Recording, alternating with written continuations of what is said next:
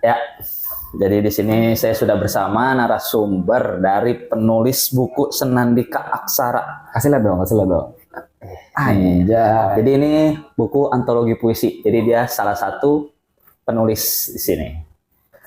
Bersama Mas siapa? Tukul. Atau biasa dipanggil Tukul.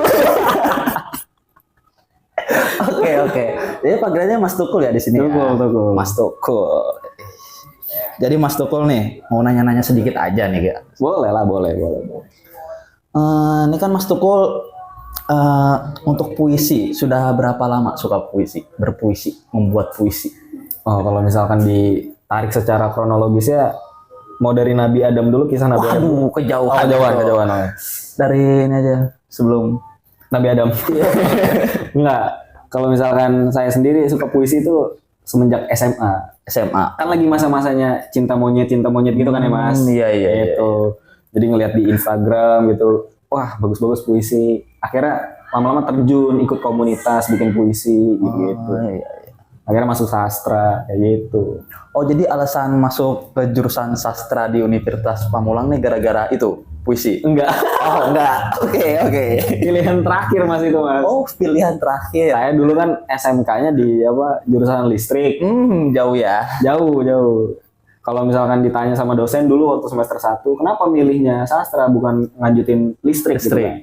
Saya bilang, saya udah bosen, Mak, untuk ngerangkai kabel-kabel. Sekarang maunya ngerangkai puisi aja, gitu. Bisa. Berarti untuk puisi, penciptaan puisi ini Mas Tukul harus yang suasana senyap, harus ada lagu kah atau emang terlahir secara naluriah? Waduh, memang keluarga saya banyak musisi, Mas. Bukan sastrawan. Tapi untuk ngebikin lirik segala macam itu jago-jago lah mereka. Nah itu ke bawah ke saya. Cuman saya tuh butuh suasana. Pertama kudu ada kopi. Ya. Wajib tuh. Wajib kretek. Harus kretek. Karena harumnya kopi, harumnya kretek itu jadi merangsang saya gitu, Mas. Gitu. Jadi saya bisa dibilang birahi gitu untuk berpuisi. Itu bisa begitu ya. Birahi terhadap puisi. Itu, Mas. Berarti menurut Mas Tukul nih, sejarah sastra, Mas Tukul secara garis umum aja nih. Boleh. Sejarah sastra tuh. Secara garis umum ya, setahu saya mungkin periodenya ya, Mas ya. Kayak misalnya dari zaman sebelum kolonial, Balai Pustaka gitu. Itu kan masa-masa kolonial tuh. Masih ada batasan-batasan yang nggak boleh dilanggar di sana kan. Yeah. Puisi itu nggak boleh sebebas sekarang gitu. Lalu selanjutnya setelah Balai Pustaka itu masa-masanya Chairil Anwar memberontak ya kan. Yang kita tahu paling yang segitu-gitunya aja gitu. Coba Mas tahu nggak kalau misalkan ada puisi-puisi keren di masa sekarang? Wah, itu kurang bermunculan di media sekarang.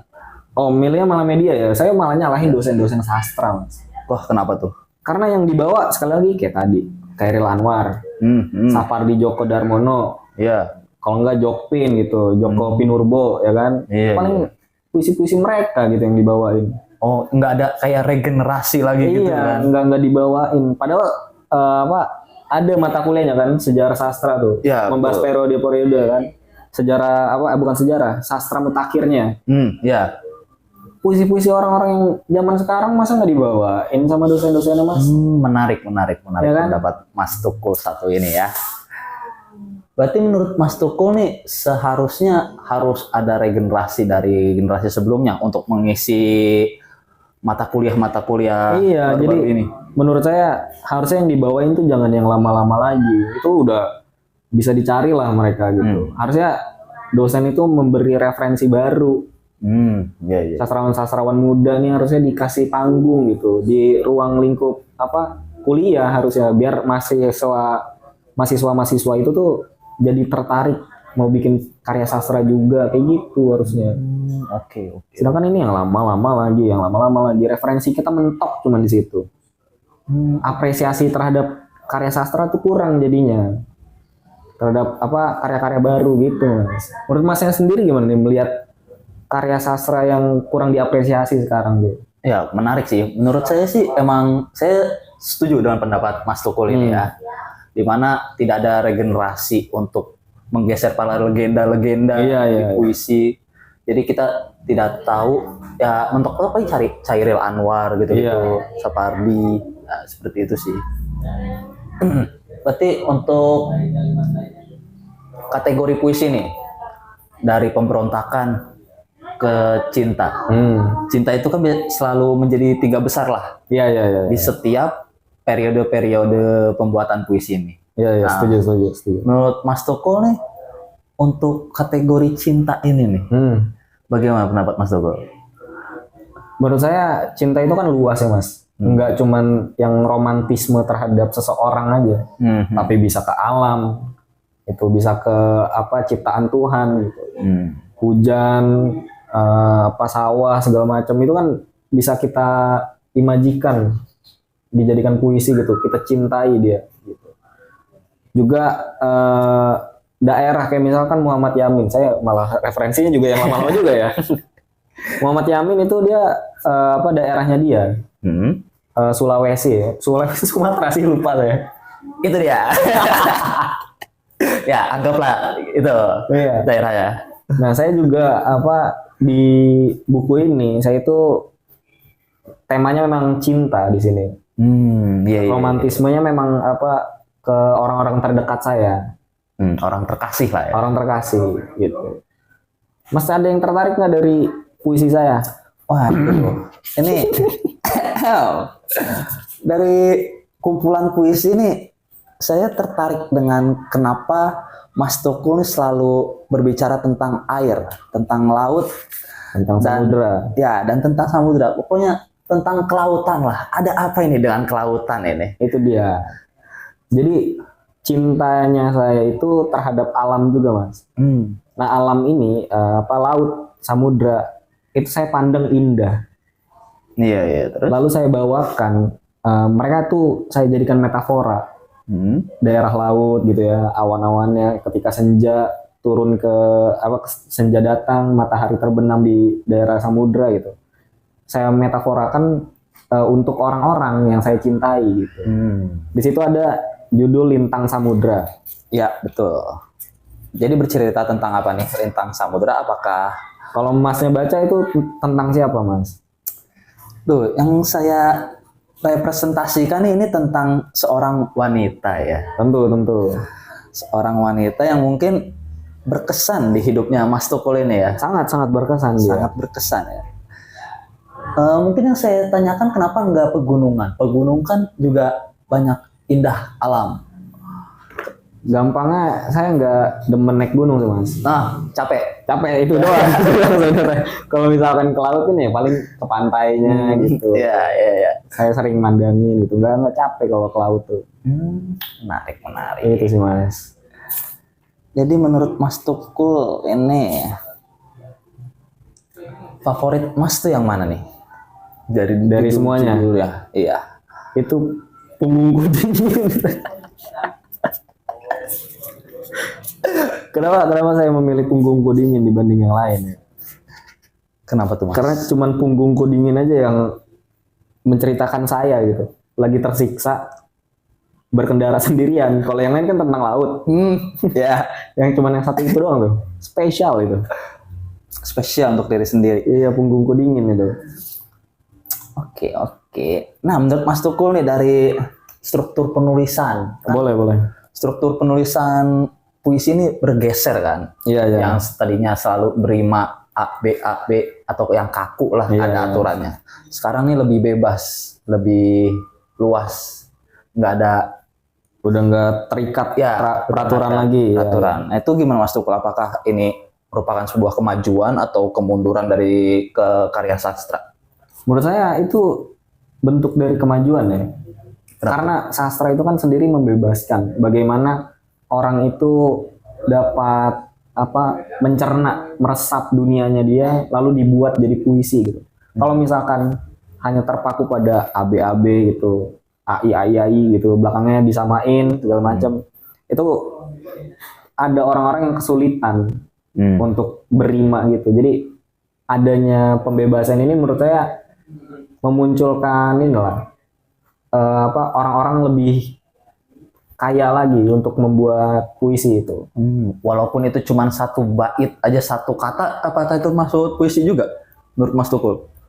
Itu tergantung, saya kan bukan sastrawan tinggi ya Mas. Ya, Itu bisa saya kembalikan kepada dosen-dosen mungkin yang bisa menjawab hal tersebut. Saya bukan sastrawan tinggi Mas. hanya sastrawan merintis. Iya, tapi kalau misalkan secara subjektif saya menganggap itu tetap puisi menurut saya. Hanya satu bait, satu kalimat aja. Oh, selagi itu mempunyai makna. Iya, selagi penulisnya itu menyebut itu puisi menurut saya. Bisa. Nah, mungkin di zaman sekarang nih ada superior dalam pengkategorian puisi nih, dimana puisi cinta tuh kayak dianggap remeh. Oh iya. Di zaman sekarang tuh puisi pemberontakan sekarang yang lagi melejit kan, dengan karya-karyanya untuk menyerang. Oh iya, rezim. mengkritik gitu ya. Iya. Bagaimana itu menurut Mas Tukul untuk superioritas ini nih? Menurut saya itu kan lebih ke arah perspektif orang ya, preferensi orang untuk menikmati puisi gitu. Ketika memang lagi ada momennya, bukan peperangan pemberontakan, terus rezim itu dianggap berkuasa lalu menindas rakyat kecil, maka yang akan naik ya puisi-puisi tersebut, itu puisi-puisi yang bernuansa yang sama kayak gitu. Jadi jika momen ini hilang lalu berganti lagi, mungkin cinta itu akan naik lagi gitu. Karena setiap zaman pasti ada, setiap periode pasti ada si kategori cinta ini menurut saya. Berarti kalau untuk puisi-puisi perlawanan itu tergantung kondisi dari zaman tersebut. Iya. Tidak melulu selalu menjadi top 3-nya. Ya tergantung momen aja sih Mas menurut saya. Iya. Tapi sebetulnya ketika momen yang kayak sekarang juga puisi cinta juga tetap bisa eksis. Kenapa tuh?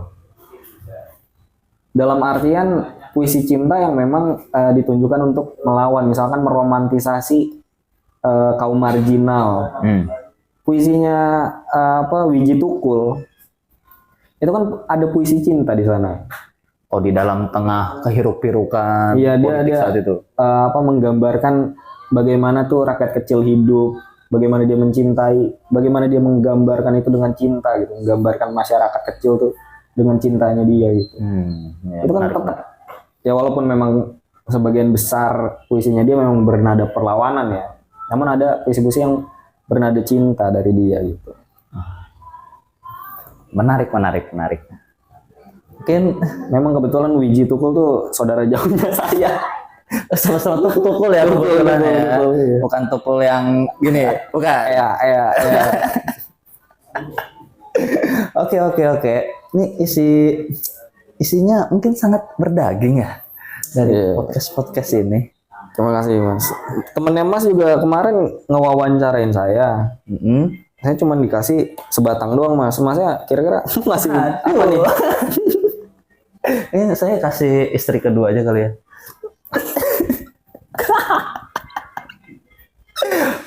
Oke Mas, terima kasih untuk meluangkan waktunya. Siap Mas Galang. Apresiasi. Oke, siap Mas Galang.